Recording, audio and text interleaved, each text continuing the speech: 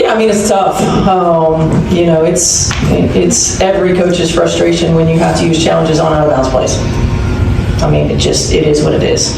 But for teams to win 3 challenges in the first half, I don't know that I've ever seen that either. It's tough. But at the same time, for us, it started with our energy and on the defensive end of the floor. We were flat to start. We dug ourselves a hole. We didn't take care of the ball. We didn't handle their physicality. I mean, that's going to be the MO against us all year long. Teams are going to be physical. They're gonna push us. They're gonna shove us. The Indiana Fever endured their first crushing loss of the season, falling 91-90 to the Atlanta Dream in a game that went down to the final seconds. But this wasn't just about a one-point heartbreak. The real drama unfolded on the sidelines, where head coach Stephanie White erupted in frustration over what many viewed as highly questionable officiating. Known for her calm demeanor, White visibly lost her composure as momentum-shifting calls repeatedly went against Indiana. The controversy overshadowed yet another standout performance from Caitlin Clark, who once again delivered a historic showing and continued to fuel the conversation around her growing impact on the league.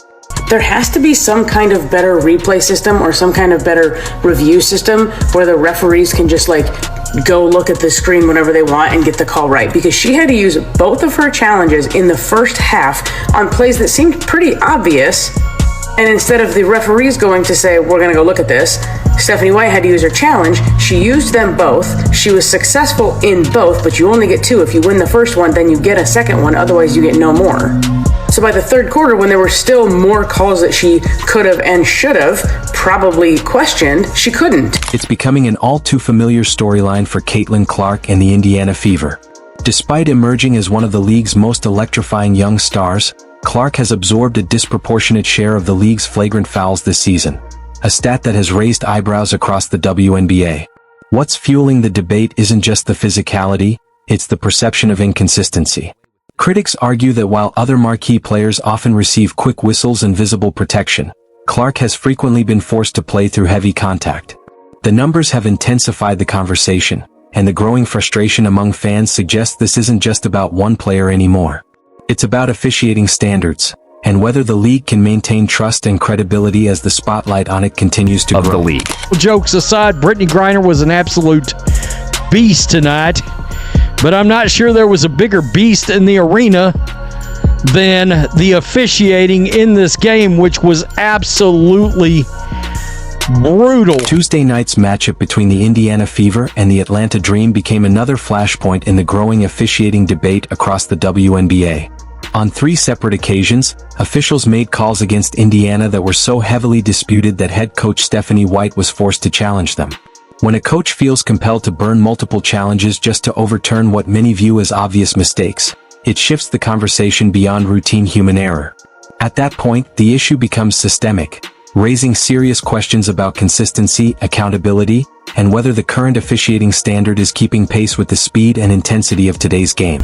But I will stand by this. This is the worst referee game I've ever watched. And there were some horrendous calls both ways. Absolutely horrendous calls. The majority of horrendous calls went against the Fever. The physical tone of the game had an immediate impact on the Indiana Fever. Every missed or disputed call disrupted their rhythm and forced Caitlin Clark, already carrying a massive offensive workload, to battle through even more contact and adversity.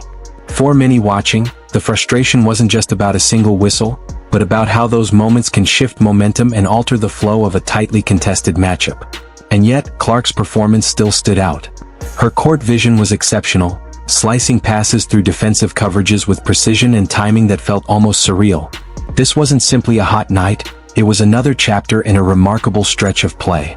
Just 3 days earlier, she recorded a 20-point, 10-rebound, 10-assist triple-double against Chicago, showcasing her all-around impact.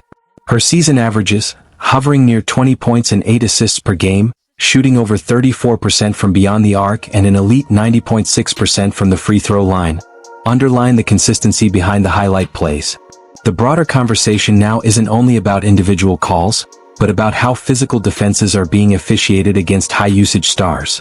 As Clark's influence on the WNBA continues to grow, so does the scrutiny surrounding how the game is managed, and whether its brightest talents are being given a fair stage to as perform. possible. And the fouls. Oh my God, the refs in this game. They were just calling every ticky-tacky foul. The game stoppage was just overwhelming. And, you know, there were a lot of fouls that actually did happen. There were a lot of fouls I saw that happen that weren't called, but the ticky-tack fouls, this was extra. Connor, Caitlin's boyfriend, even posted at the beginning of the game, he puts the referees on blast and he says, "Good to see the W refs in mid-season form." And of course, he deleted it a few minutes later. If you're enjoying the breakdown, make sure to subscribe for more coverage. If anyone thought the officiating controversy surrounding Caitlin Clark and the Indiana Fever couldn't escalate, the matchup against the Atlanta Dream added serious fuel to the debate across the WNBA.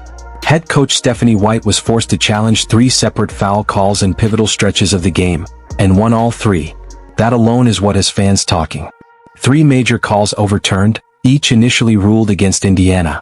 Whether coincidence or coincidence stacked on momentum, it undeniably shaped the narrative of the night. The first challenge came early in the second quarter when Clark was whistled for a foul while contesting a shot.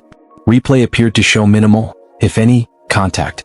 White immediately signaled for review, and the call was overturned. 1 challenge used, 1 correction secured. Then midway through the third quarter, Aaliyah Boston was called for a blocking foul despite appearing set in defensive position well before contact.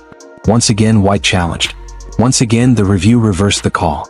2 challenges, 2 successful reversals, and a growing spotlight on officiating consistency in high-stakes moments. I'm not a conspiracy theorist, but I just felt like they were trying to punish the Fever for the other night. You know, the referees were horrible tonight. Really poor officiating. The most controversial moment came with just under 4 minutes remaining and the Indiana Fever trailing by 2. Caitlin Clark attacked the rim and collided hard with a defender from the Atlanta Dream. Many in the arena expected a defensive whistle. Some even argued it warranted a flagrant review, but officials instead ruled an offensive foul on Clark. The crowd reacted instantly, and head coach Stephanie White didn't hesitate. She used her final challenge. After review, the call was overturned, marking the 3rd successful reversal of the night for Indiana.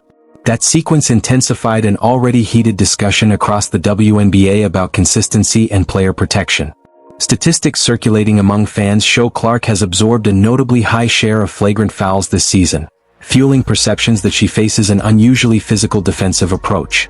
Whether one views it as targeting or simply the byproduct of guarding a high-usage perimeter star, the optics have undeniably become part of the broader storyline.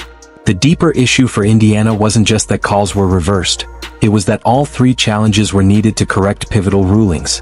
In a 1-point game, every possession matters.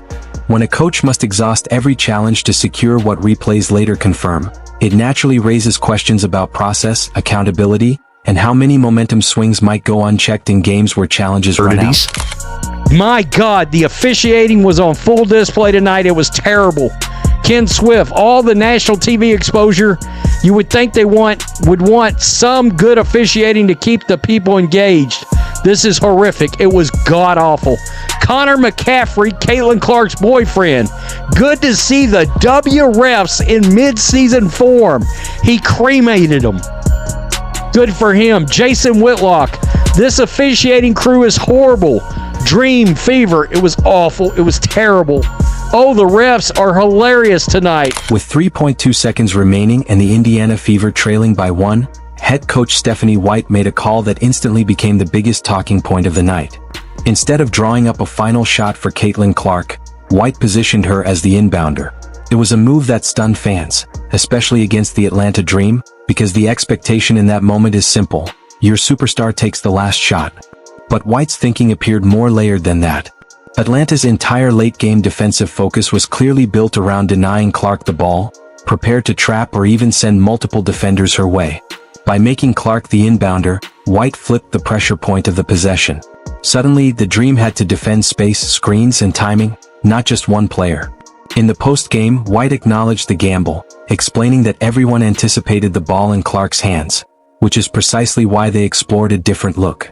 The design aimed to create confusion and free up a clean attempt rather than force a heavily contested shot. The play came close to working, and while the result didn't fall Indiana's way, the decision spoke volumes. It reflected White's confidence in the broader roster and her willingness to prioritize unpredictability over star-centric isolation. In a league where defensive scouting is meticulous, sometimes the boldest move isn't putting the ball in your best player's hands, it's using her gravity to create opportunity elsewhere.